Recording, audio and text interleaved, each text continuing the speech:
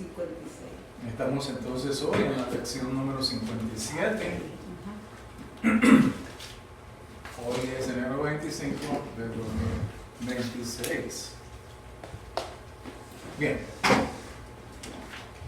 Vamos a dar primero una lectura a los versículos que vamos a analizar o a estudiar hoy, desde el versículo 13. Dice, por tanto, ya no nos juzguemos los unos a los otros, sino más bien decidan esto, no poner obstáculo o piedra de tropiezo al hermano. Yo sé y estoy convencido en el Señor Jesús de que nada es inmundo en sí mismo, pero para el que estima que algo es inmundo, para él lo es.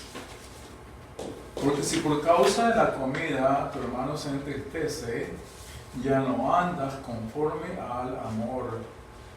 No destruyas con tu comida a aquel por quien Cristo murió. Por tanto, no permitan que se hable mal de lo que para ustedes es bueno, porque el reino de Dios no es comida ni bebida, sino justicia y paz y gozo en el Espíritu Santo. Porque el que de esta manera sirve a Cristo es aceptable a Dios y aprobado por los hombres. Así que procuremos lo que contribuye a la paz y a la edificación mutua. No destruya la obra de Dios por causa de la comida. En realidad, todas las cosas son limpias, pero son malas para el hombre que escandaliza a otro al comer. Es mejor no comer carne, ni beber vino, ni hacer nada en que tu hermano tropiece. La fe que tú tienes, tenla conforme a tu propia convicción delante de Dios. Dichoso el que no se condena a sí mismo en lo que aprueba. Pero el que duda, si come, se condena, porque no lo hace por fe. Todo lo que no procede de fe es pecado. Bien. De la última parte del capítulo 14, la palabra de Dios, inspirada y eterna para siempre. En la clase pasada veíamos los versículos del 1 al 12 y veíamos esencialmente cómo lidiar con las diferencias entre los creyentes.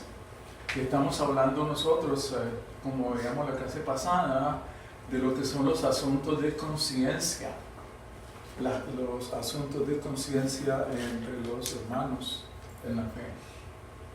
Y terminábamos nosotros esta clase con 3 puntos.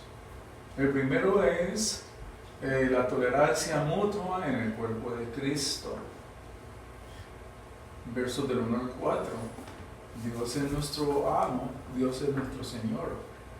Y por lo tanto no tenemos derecho a juzgar a sus siervos. Precisamente si Dios es nuestro Señor, es Él quien nos juzga. Y nosotros no vamos a juzgar. Lo que dice el versículo 4.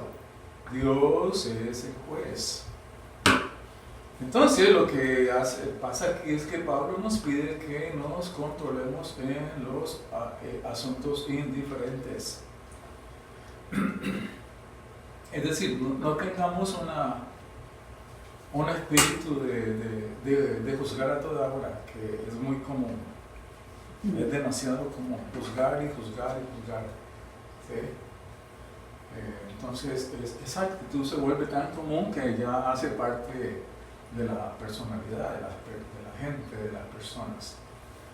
En el cual absolutamente todo se juzga. Y al fin y al cabo, nada bueno. Todo lo que la gente hace tiene algo malo. ¿Sí?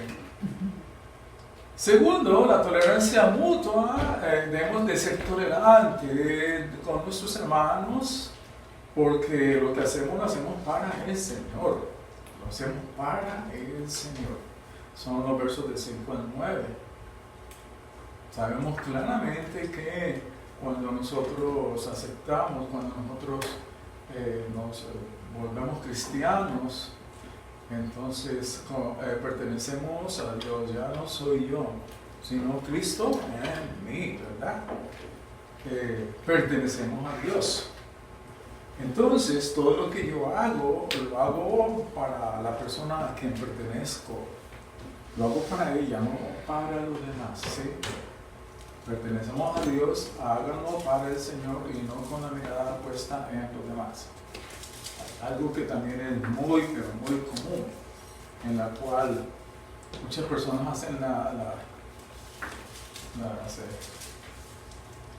las cosas para la aprobación de los demás. Me acuerdo en este momento un pastor famosísimo en Boston que oraba tan lindo oraba que estuvo famosísimo en la oración y se volvió famoso orando en Boston. Y era famoso porque él oraba, tremendo, pero él oraba para todo su público, para todos sus seguidores, para que vieran lo bello que él oraba, ¿sí? ¿Oraba bueno de verdad? ¿Oraba bueno? De verdad, sí, de verdad. Usaba los puntos. Eso fue en Boston. ¿Okay? Entonces, lo hacía para ser famoso, oraba para ser famoso, no oraba para el Señor. Y así sucesivamente con muchísimas cosas que pasan en nuestras iglesias.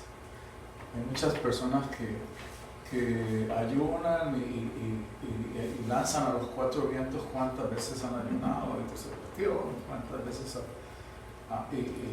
y entonces los demás se van a sentir mal por eso. La tolerancia mutua, porque Dios juzgará y daremos cuentas. Son los versículos 10 al 12. Podemos tener la tendencia a juzgar con demasiada rapidez. Sí.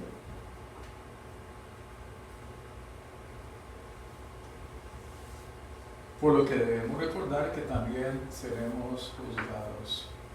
Estos fueron los 3 puntos que nosotros concluíamos los primeros 12 versículos. Ahora, en cuanto a lo siguiente, yo quiero que analicemos juntos los primeros versículos desde el 13 y veamos juntos cuál es la enseñanza que aquí obtenemos. Después de eso, yo me quiero referir a los últimos versículos porque creo que necesito estar como un poco más preciso ahí. La razón es que de alguna manera estos versículos repiten lo que Pablo había dicho antes en los versículos anteriores, ¿sí? Dice, por ejemplo, no juzguemos los unos a los otros. Todo eso lo veíamos el domingo pasado. Pero aquí hay algo muy, muy importante, sino que dice, nosotros tenemos que tomar una decisión. Y entre otras cosas, Pablo aquí está hablando de los miembros de la iglesia que son miembros maduros, ¿sí? Él los llama fuertes y débiles, pero diríamos nosotros a las personas que son maduras en la fe y que ya tienen sobre todo un entendimiento muy claro acerca de la doctrina y sobre todo de la doctrina de la fortificación, ¿sí? Mientras que en la misma iglesia hay otras personas nuevas que Pablo le llama los débiles en la fe, digamos los nuevos en la iglesia, ¿sí? Entonces hay un grupo de personas maduras en la fe y hay otros que están caminando, están comenzando en ese proceso, y entonces Pablo dice a estas personas, debemos de tomar una decisión, nosotros debemos de tomar una decisión. Esa decisión es no poner obstáculo o piedra de tropiezo al hermano. Esa debe ser una de nuestros grandes lemas o cosas que tenemos que tener. No ser de piedra de tropiezo para el hermano en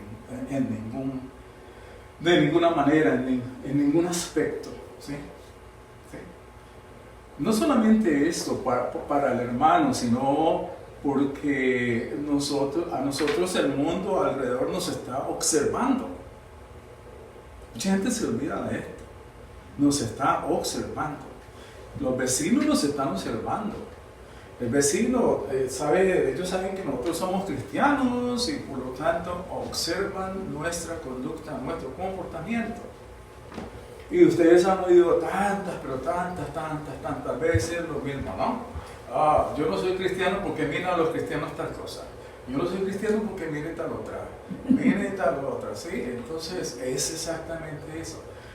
Hay una decisión que debemos de tomar. No poner obstáculos ni al hermano que está conmigo, miembro de la misma familia, ni por fuera, ser piedra de tropiezo al hermano, ¿sí?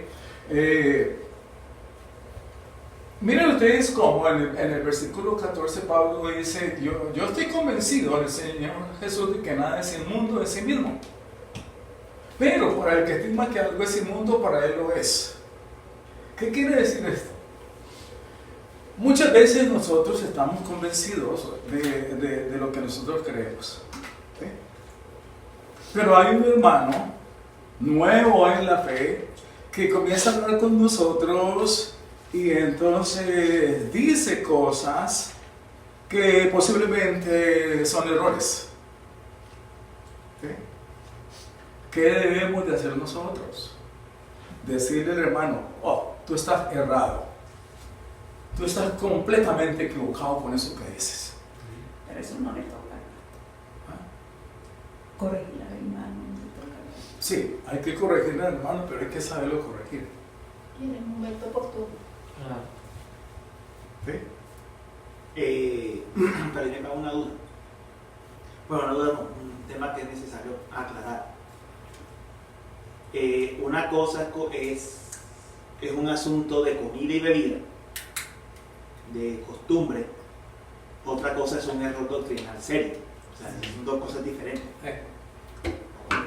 Pero en una cosa o en la otra, uno espera el momento oportuno. Pero acuérdense que Pablo aquí solamente está hablando de los asuntos de conciencia. Hemos visto eso, ¿no? Asuntos de conciencia. Que si el hermano tiene, y aquí sobre todo, Pablo se refiere a aquellas personas que todavía no han podido superar todo lo que es la salvación por obras y toda esa cuestión, esencialmente, ¿sí? Que todavía les pesa esto de liberarse de las obras y de entender que la salvación es por fe. Entonces, es eso. Pero y como decíamos en la clase pasada, los asuntos de conciencia son aquellos asuntos en los cuales en la Biblia nosotros no encontramos claramente estipulado qué hacer y qué no hacer. Es eso. ¿Sí? Veamos la clase pasada eso. Es sobre todo esto. ¿Sí? Pero dice Pablo, por ejemplo, él sabe que nada es inmundo en sí mismo. Él sabe eso. Pero si hay un hermano de que tiene problemas con esto de la comida, quiere seguir una serie de pasos con esto de la comida, y para él eso es un problema muy grave, ¿qué debo yo hacer?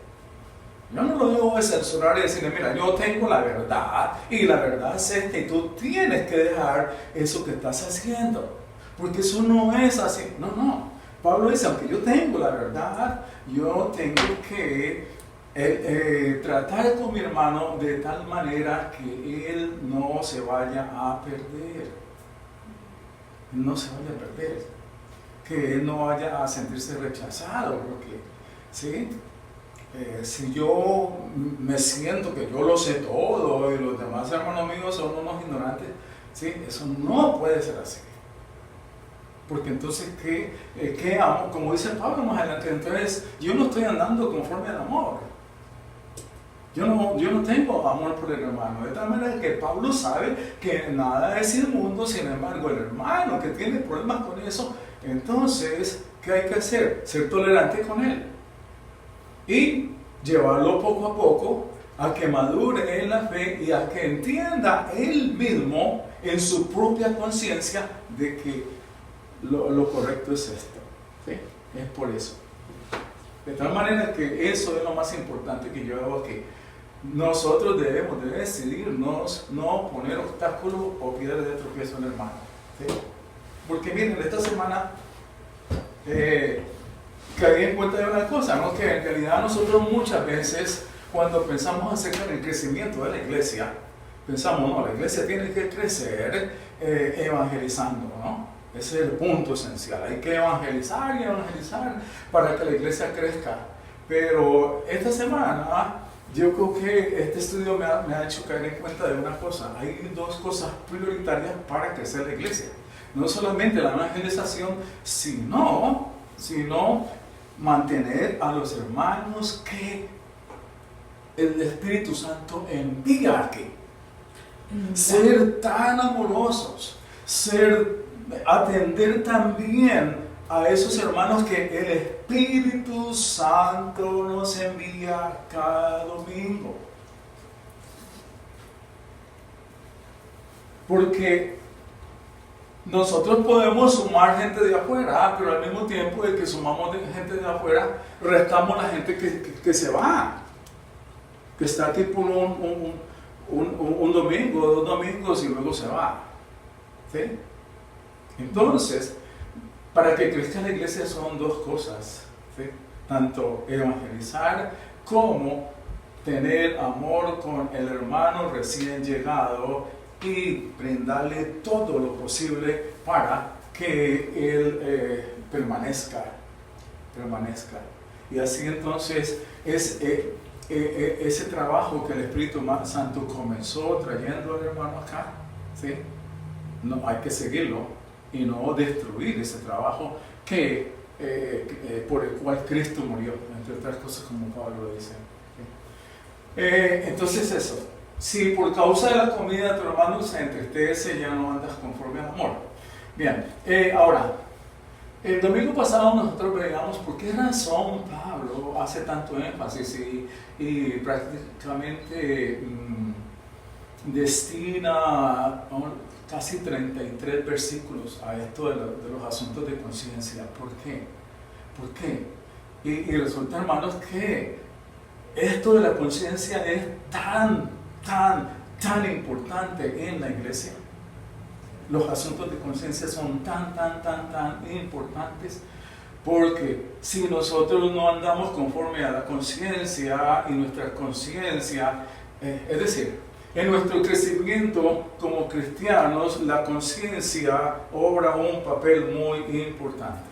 Pero la conciencia es edificada por la cultura de los padres. Sí. Entonces todo eso va a repercutir en lo que vamos a creer. Sí, claro. Y son nuestros padres los que nos enseñan que lo bueno y que lo malo. Algunos de los padres, no hay que no enseñan nada. Sí. ¿Sí? Y nosotros tenemos una conciencia. Nuestra primera conciencia es la conciencia del hombre caído. ¿Sí? De esa conciencia. Y entonces, pero precisamente cuando nosotros comenzamos a andar en Cristo, renovamos nuestra mente. Sí. ¿Sí? Y la palabra es la Sí. que nos ayuda. Y es la palabra de Dios la que renueva nuestra mente. ¿Es eso de la noche a la mañana? No. Es una lucha que yo personalmente creo es para toda la vida. ¿Sí? Entonces nosotros no podemos exigirle a un hermano que se convirtió ayer que nos venga a hablar acá teológicamente de todo. Es eso. Entonces, yo traigo esto aquí. Esta semana leí una parte de Juan Calvino, donde Juan Calvino dice que nosotros no debemos de crear en nuestros hermanos una conciencia culpable. Una conciencia culpable. Cuando un hermano hace algo Como el diezmo, ¿verdad? y está mal, y nosotros lo culpamos, lo acusamos, lo juzgamos, ¿cuál es el resultado? Entristecimiento. Se para el hermano. entristece, Y se otro se siente va. culpable, se siente muy mal. Eso yo le digo, eso funciona hasta nosotros que somos los profesores. Nosotros sabemos que cuando un estudiante comete un error no podemos caerle y avasallarlo porque va a ser peor. Cierto. ¿Sí? Al contrario, aunque el muchacho ha cometido un error, que le dice uno, qué bueno, estás intentándolo. ¿Sí? Y tú sabes que cuando uno intenta, entonces llega el momento en que algo que para ti es imposible luego se convierte en algo como normal. Así le habla uno a los alumnos. ¿Sí? Sí, lo mismo. Pues, si eso sucede en el mundo laico, ¿qué tal será aquí donde nosotros estamos guiados por el Espíritu Santo? ¿Sí? De tal manera que no debemos de causar, cuando Pablo dice ser piedra de tropiezo es eso, causar en el hermano una conciencia culpable.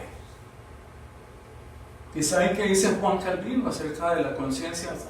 Él dice, una conciencia culpable es la madre de toda herejía. De verdad. Son palabras de Juan Calvino. Una conciencia culpable es la madre de toda herejía. ¿Qué pasa cuando a nosotros se nos censura? Se nos critica una vez, o al hijo, por ejemplo. El hermano se critica una vez, se critica la otra vez, se critica la otra vez, se critica la otra vez. ¿Qué pasa con su conciencia? Va a sentirse culpable, va a sentirse inútil, va a sentirse inferior. ¿Sí? Eso. Va a tener una conciencia culpable. Y como consecuencia de eso, esa conciencia culpable va a destruir la relación entre esa persona y Dios. Destruir la relación entre Él y Cristo. Esa relación se daña. Por eso es que Pablo hace tanto énfasis en esto de los asuntos de la conciencia. De tal manera que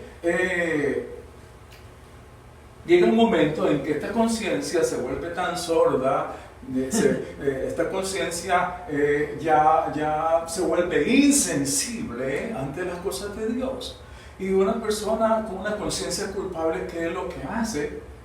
Pues lo que hace es que comienza a reaccionar negativamente y ya no le va a interesar, por ejemplo,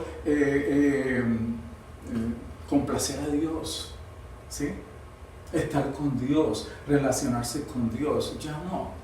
Hasta que cada día va más y menos y menos y menos y menos, hasta que llega un momento en que ya la conciencia no funciona en esa persona y podríamos decir hasta que ya murió la conciencia. Y ustedes pueden ver claramente aquellas personas que hacen todo lo que quieran, que no les importa absolutamente para nada. Para nada. Pueden hacer las cosas más atroces del mundo que no les interesa para nada porque no tienen conciencia. ¿Sí ven ustedes lo importante de esto de la conciencia? Y la importancia de nosotros, y vuelvo a repetir, nosotros como miembros de la iglesia, nosotros como personas maduros en la fe, debemos de tomar una decisión de siempre estar pendientes de no ser piedra de tropiezo, hermano. ¿Sí? Entonces, es eso. ¿Alguna pregunta? ¿Algún comentario sobre esto? ¿Qué dicen ustedes? ¿Qué opinan ustedes de esto que hemos visto acá? Es que esto causa tantas cosas en el proceso, causa tanto daño a futuro. Lo digo porque yo crecí en una iglesia muy legalista, donde si tú te ponías un pantalón, si te ponías una falda más arriba de la rodilla o cosas así, y lo que tú dices es cierto, tú empiezas a crear algo hacia adentro que te dice, ok, voy a obedecer, pero mi conciencia llega un momento en que ya explota y dice, no, esto no es verdad, o sea, yo no puedo aguantar más esto. Y uno puede caer al otro extremo de decir, me voy a vestir liberalmente, o cae sí, o sea, porque la conciencia ya quedó en un estado de muerte.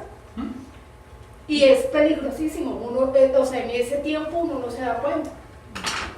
Sí, O sea, hablo por un ejemplo propio, no sé si sea lo mismo.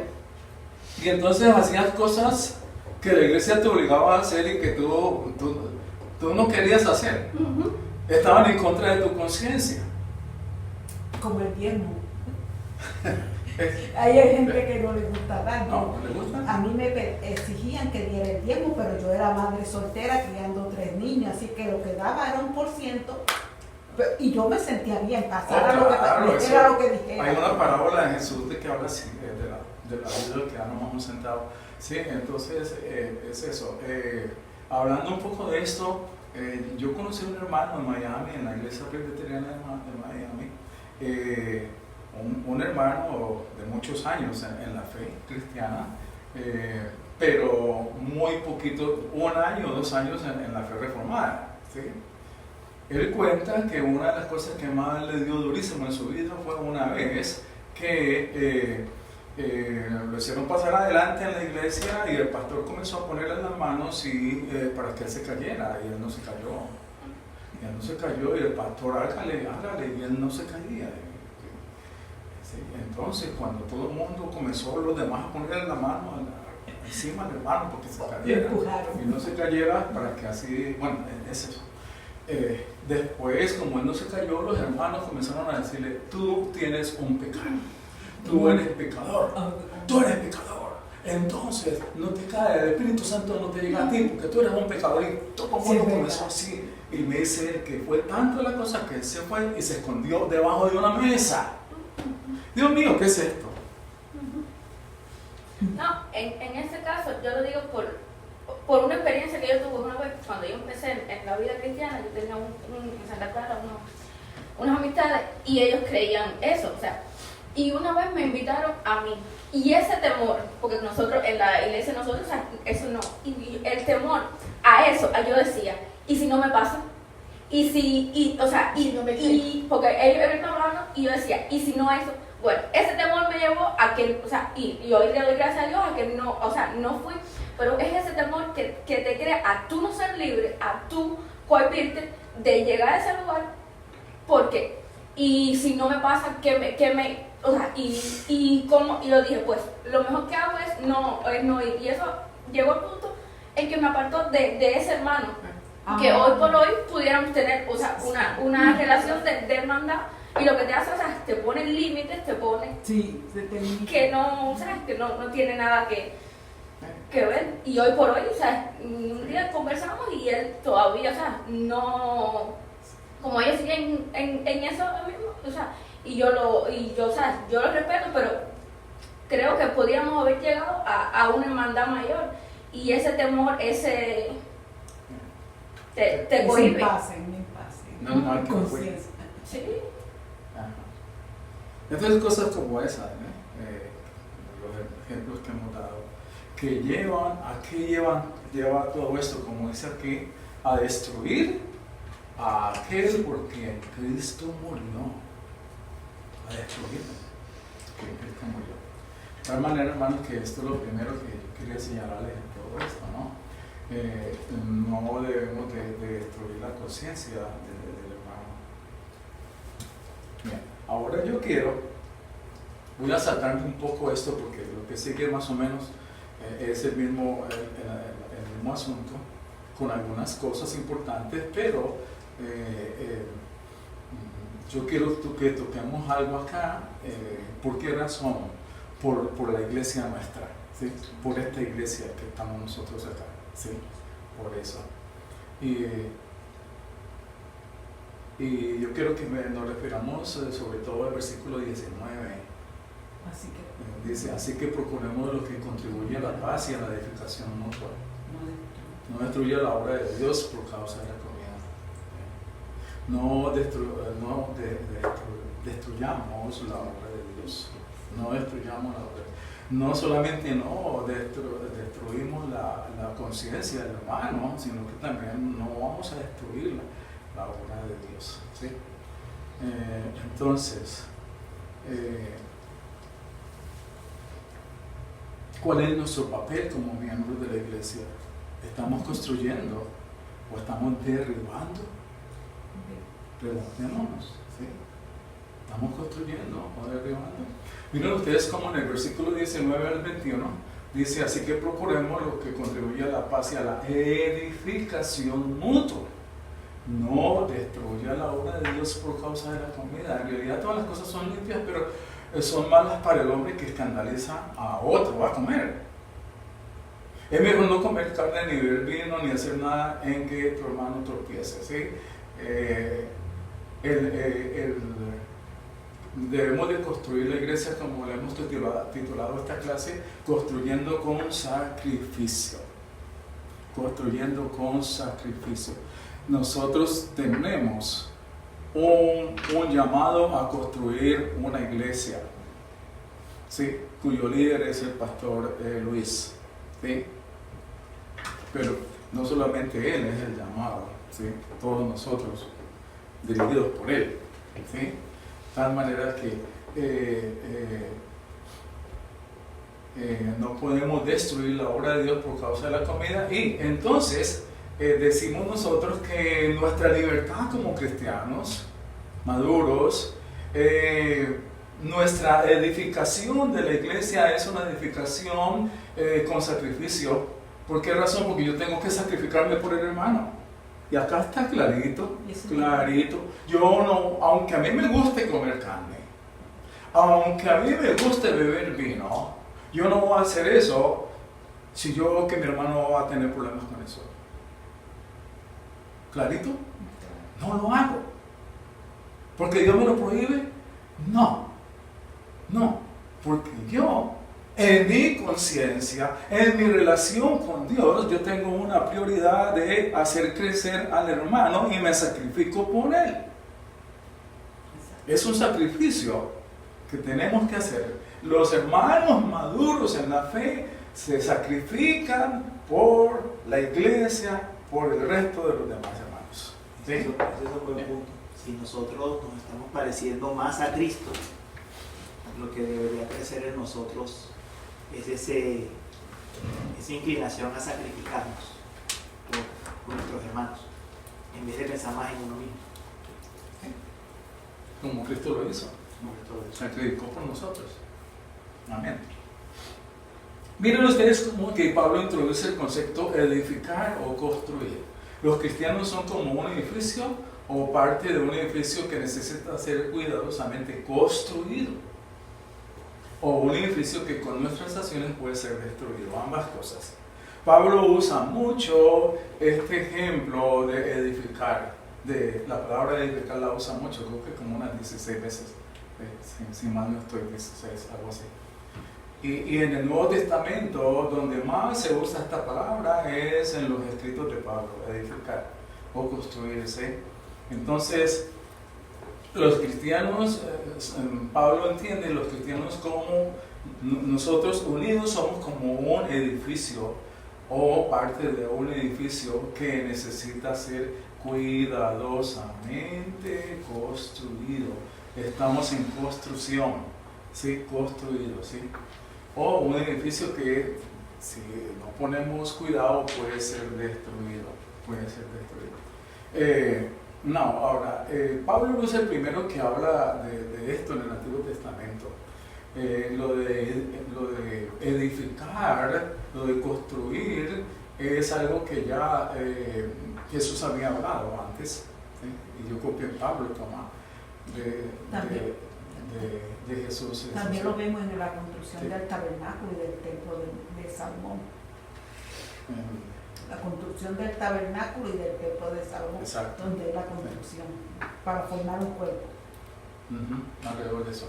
Entonces Jesús había hablado acerca de edificar su iglesia como una institución o un cuerpo de creyentes, como podemos ver en Mateo 16, 15 al 18. Voy a leer desde el 13 que dice: cuando Jesús llegó a la región de Cesarea de Filipo, preguntó a sus discípulos: ¿qué dicen los hombres que es el Hijo del Hombre? Y ellos respondieron: unos Juan el Bautista y otros Elías, pero otros Jeremías o alguno de los profetas. ¿Y ustedes quién dicen que soy yo?, les preguntó Jesús. Simón Pedro respondió, tú eres de Cristo, el Hijo del Dios viviente. Entonces Jesús le dijo, bienaventurado eres, Simón, hijo de Jonás, porque esto no te lo reveló carne ni sangre, sino mi Padre que está en los cielos. Yo también te digo que tú eres Pedro, y sobre esta roca edificaré mi iglesia. Edificaré mi iglesia. Y las puertas del Hades no prevalecen contra ella. ¿Sí? De tal manera que Jesús aquí ya nos habla de construir su iglesia. Él está construyendo su iglesia. Jesús la construye. Ese concepto de construir aquí es la misma palabra en griego la utiliza Pablo y la utiliza Jesús. Entonces, es la institución, ¿sí? Una iglesia como una institución o un cuerpo de creyentes. Y luego Pablo, en Efesios capítulo 2, versículo 19, dice, así pues, ustedes ya no son extraños ni extranjeros, sino que son conciudadanos de los santos y son de la familia de Dios.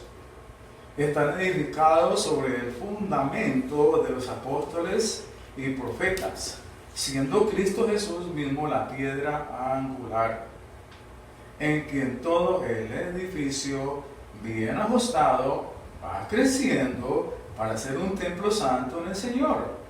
En Cristo también ustedes son juntamente edificados para morada de Dios en el Espíritu. Ven ustedes qué interesante como Pablo aquí toma el ejemplo, ¿no? Y dice, están edificados, nosotros estamos edificados, o sea que cuando la iglesia de Cristo se edifica, nosotros hacemos parte de esa edificación y somos edificados, somos puestos ahí en el edificio, hacemos parte del edificio, somos edificados ahí, ¿sí? Y dice sobre el fundamento de los apóstoles y profetas, siendo Cristo mismo la piedra angular, ¿sí? Siendo Cristo mismo la piedra angular. En la construcción se habla de la piedra angular. ¿Sí? Cuando hay una construcción hay una piedra angular en el sentido arquitectónico ¿qué es una piedra angular? En un edificio de aquí, un edificio de la ciudad. Yo estoy confundida porque una vez he leído la que se pone arriba para hacer y abajo la que hace el fundamento. O sea, que es lo que he leído, pero no Es me convence. sobre lo que recae la fuerza, ¿no? Ajá. De la construcción. ¿Ya qué dices? Es como la base en donde se va a construir. Sí, o sea, creo, bueno, lo que yo tengo entendido, se abre un hueco muy profundo, se debe haber una profundidad muy, y tener una buena base, una buena piedra, una buena simiente para poder construir. Creo que esa es la piedra angular. Vía, El soporte. el soporte, que soporta todo lo demás. Pues, entonces arriba. No, No, abajo. Abajo. Sí, lo que pasa es que yo entiendo porque a mí Es me que- pasó lo mismo y yo te voy a... Se sobreentiende que el soporte viene a ser de abajo para arriba, porque tú vas a construir de abajo para arriba. O sea, Es si correcto. abajo está fuerte, ya puedes de lo Eso no contrario. Topología está bien, Ujú. está correcto, es verdad. Aquí dice, Entonces, consultando la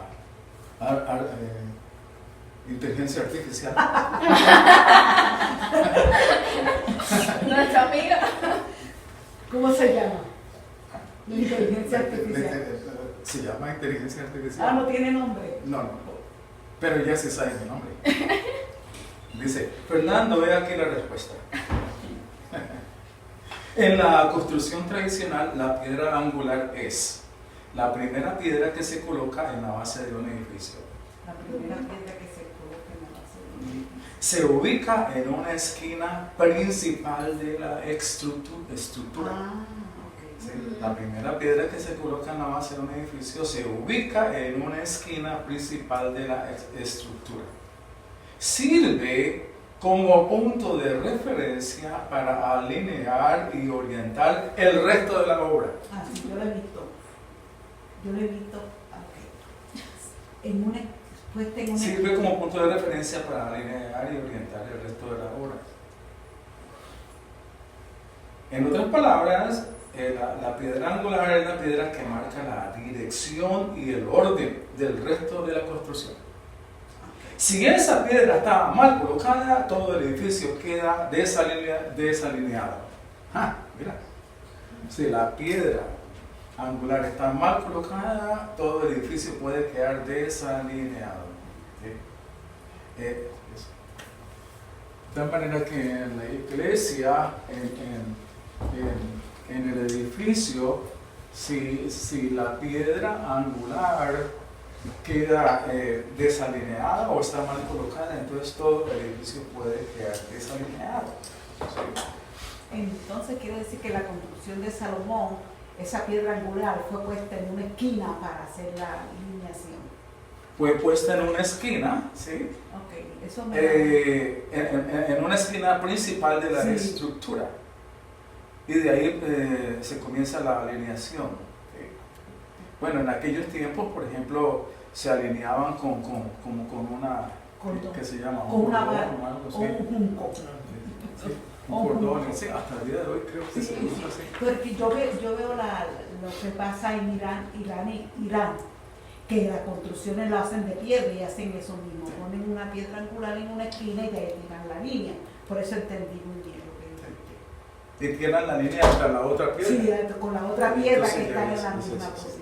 Entonces, como dice Pablo, nosotros estamos edificados sobre el fundamento de los apóstoles y profetas. ¿Sí?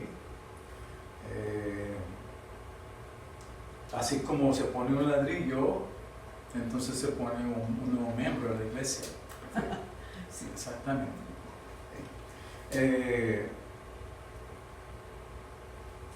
Siendo Jesucristo mismo la piedra angular, en que en todo el edificio bien ajustado va creciendo para ser un templo santo en el Señor. De tal manera que cuando nosotros pensamos en la construcción, en el crecimiento de una iglesia, ese crecimiento es poco a poco, ¿no? Y tiene que ser bien cuidadoso. ¿Sí? Sobre edificar. Por eso yo digo que debemos de ser cuidadosos cuando edifiquemos la iglesia. Primero, para construir algo correctamente necesitamos saber qué es lo que intentamos construir. Bueno, ustedes saben, cuando se va a construir un edificio, las personas, ¿con qué se guían? ¿Qué tienen las personas para guiarse? Un plan. Los planos. Y uno abre los planos ahí, ¿sí? Y son cientos de planos ponen cosas, pero esos planos es lo que guían a las personas cómo debe de construirse. Por lo tanto, como Pablo nos está diciendo acá a nosotros, si nosotros como cristianos maduros debemos de construir la iglesia de Cristo, necesitamos entonces saber qué es lo que intentamos construir. Inclusive en el siguiente versículo, en el versículo 14, creo que esa es la obra de Dios. O sea que cuando nosotros pensamos en la construcción de la iglesia, sabemos en primer lugar que es la obra de Dios. Es la obra de Dios. Es Dios quien la sostiene. ¿Sí?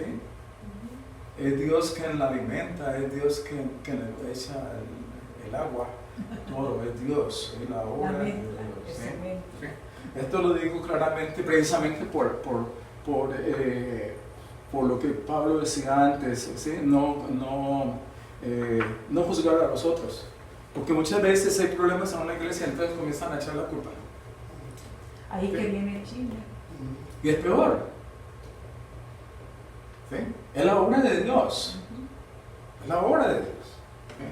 No es la obra de los hombres. ¿Sí? En Efesios, Pablo se refiere a uno de los planes de Dios al construir su iglesia, Efesios 4, 11 al 13, que dice, y él dio a algunos el ser apóstoles, a otros profetas, a otros evangelistas, a otros pastores y maestros, a fin de capacitar a los santos para la obra del ministerio, para la edificación del cuerpo de Cristo, hasta que todos lleguemos a la unidad de la fe. De modo que la construcción, la edificación del cuerpo de Cristo se basa en la unidad de la fe y del pleno conocimiento del Hijo de Dios, a la condición de un hombre maduro, a la medida de la estatura de la plenitud de Cristo. Bien. Entonces, cuando nosotros edificamos la iglesia, ¿cuál es el objetivo fundamental en ese plano que nosotros vemos? Hay como un objetivo muy importante. Ese objetivo tan importante es el de la condición de tener hermanos en la fe maduros. La iglesia debe estar compuesta de hermanos en la fe, mujeres y hombres maduras en la fe. ¿Sí? En la fe. Porque eso es lo que va a sostener la iglesia. Como ustedes ven. ¿Sí? Porque ¿qué decía Pablo anteriormente en el versículo 13? Tomamos la decisión nosotros como hermanos en la fe, maduros, en no ser piedra de tropiezo para nadie. Y por contrario, construir, no destruir. Y ese hombre maduro, esa mujer madura, ¿cómo se ve ese hombre maduro o mujer madura? Exactamente, está diseñada o diseñado a la medida de la estatura de la plenitud de Cristo. Amén. Eso es lo que la iglesia, nosotros y la iglesia en general debe tener como propósito: construir hombres y mujeres en los cuales nosotros veamos la plenitud de Cristo. Amén. Entonces la iglesia no tiene, ese es el objetivo fundamental. Ahora, si nosotros tenemos unos hermanos nuevos en la fe, ¿cuál es nuestro objetivo con ellos? Volverlos hombres a la medida de la plenitud de Cristo. ¿Sí? Esa persona va a ser un ladrillo más en la construcción.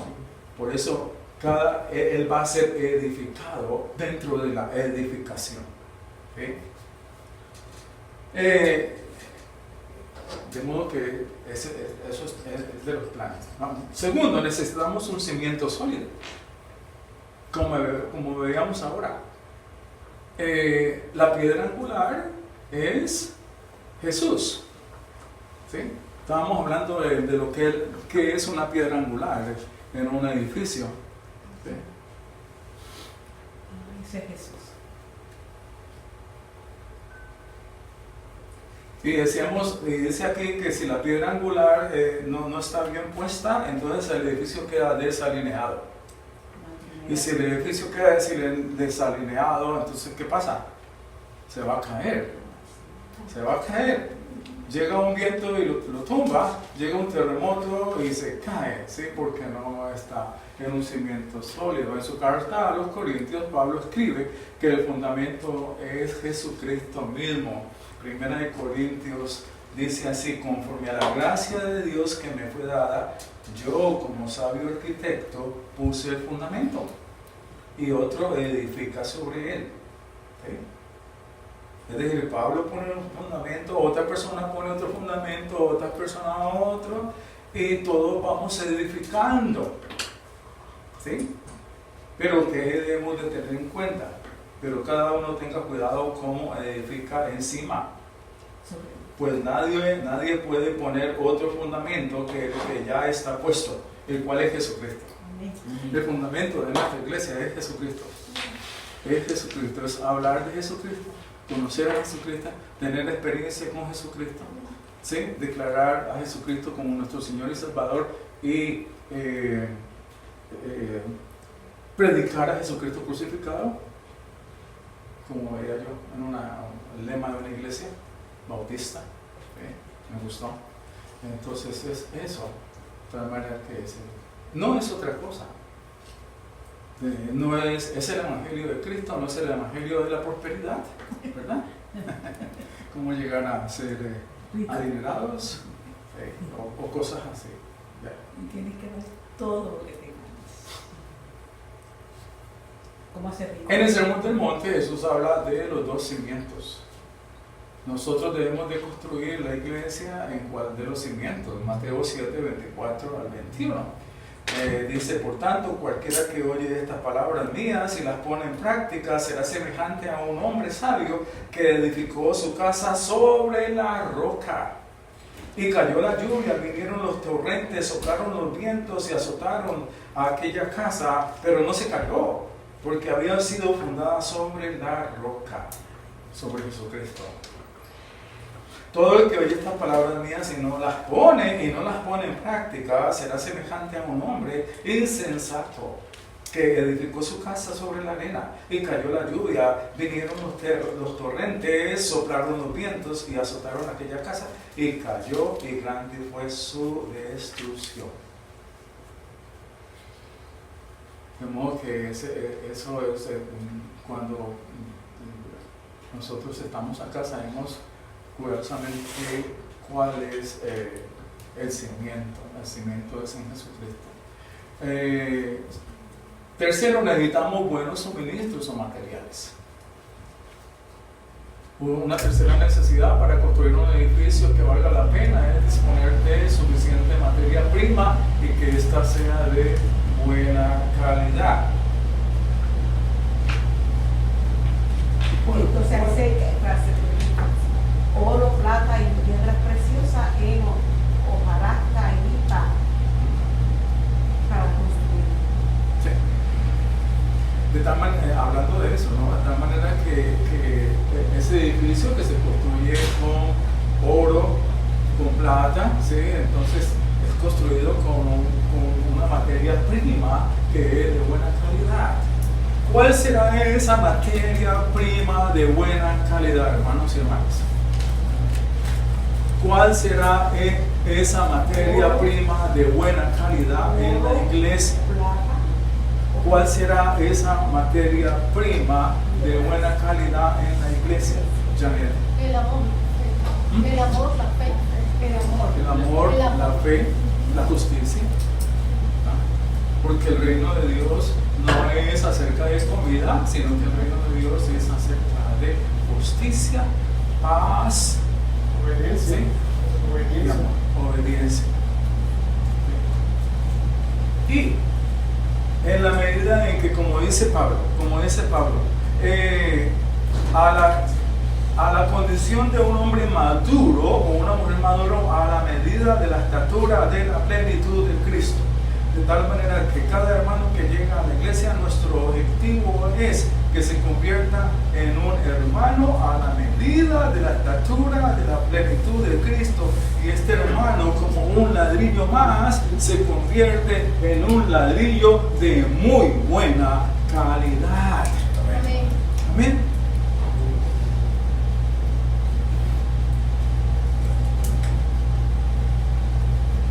Un ejemplo, si los hermanos nunca leen la Biblia, ¿será de buena calidad? Si en la iglesia no se habla de la Biblia, sino que se habla de cómo superar los problemas psicológicos, ¿será de buena calidad? Por el bagaje que no se puede. Entonces, miren, hermanos, en las iglesias que yo conozco, solamente conozco iglesias presbiterianas, siempre yo lo que veo es que hay un grupo de personas que son el corazón de la iglesia. Muchas veces no son muchos, pero son pocos, pero tan de buena calidad, unos hermanos en Cristo y hermanas en Cristo tan amorosos, tan entregados al Señor que la iglesia funciona perfectamente. ¿Sí? Pero donde nosotros no nos preocupemos porque nuestros hermanos sean hermanos de acuerdo a la semejanza y plenitud de la estatura de Cristo, entonces vamos a tener este problema. Bien. La buena calidad y la buena cantidad de los miembros. O sea, la iglesia tiene que tener buena calidad, pero también cantidad de miembros, también cantidad. Me acuerdo de alguien que decía, ¿cómo podemos hacer que el coro sea mejor? Y decía, bueno, lo primero es teniendo mucha gente. Para que todo el mundo cante. ¿Sí? Entonces, buena calidad y buena cantidad. No solo muchos, pero también buenos. ¿Sí? Por eso nosotros aquí, me refiero yo a que necesitamos evangelizar. ¿Sí? Vemos entonces aquí la necesidad de evangelizar. Necesitamos construir la iglesia poco a poco. Cuanto más sólido e importante sea el edificio, más tiempo llevará su construcción. El plantar una nueva iglesia es un asunto que toma tiempo, no es un año. No, toma mucho más tiempo. ¿Sí? Aquí hay algún problema porque muchas veces siempre se está contando cuántos son, ¿no? ¿Cuántos son? Y entonces cada domingo están contando cuántos son. Y bueno, eso no, toma tiempo, toma mucho Pero tiempo. eso da valor, evaluación. Una iglesia, y vean, como toma tiempo, entonces nosotros debemos siempre pensar de que la iglesia es una iglesia que se eleva a Dios, es una iglesia que está construida por Dios, es una obra de Dios. Nosotros somos el instrumento que Dios está usando. Dios tiene su plan para la iglesia, Dios le pone la nutrición, Dios le pone el agua, todo, ¿sí? No perdamos de vista quién es que construye la iglesia para que así no se desanime nadie. ¿Sí? Exacto, sí. Bueno, yo creo que vamos a dejar esto para la próxima clase. Es acerca de finalmente cómo podemos edificar la iglesia con amor, y hay como unos 30 puntos acá de eso. Lo vamos a ver la próxima clase. ¿Sí? Bien, oremos. Padre Santísimo, gracias, Señor. Gracias por tu amor para con nosotros, gracias, Señor, por tu misericordia, por tu bondad para con nosotros. Gracias por darnos la salvación. Gracias, Señor, por creer en ti, en tu palabra. Y, Señor, te pedimos que nos ayudes a ser personas que hacemos parte del llamado tan bendito que es el de construir esta iglesia, Señor.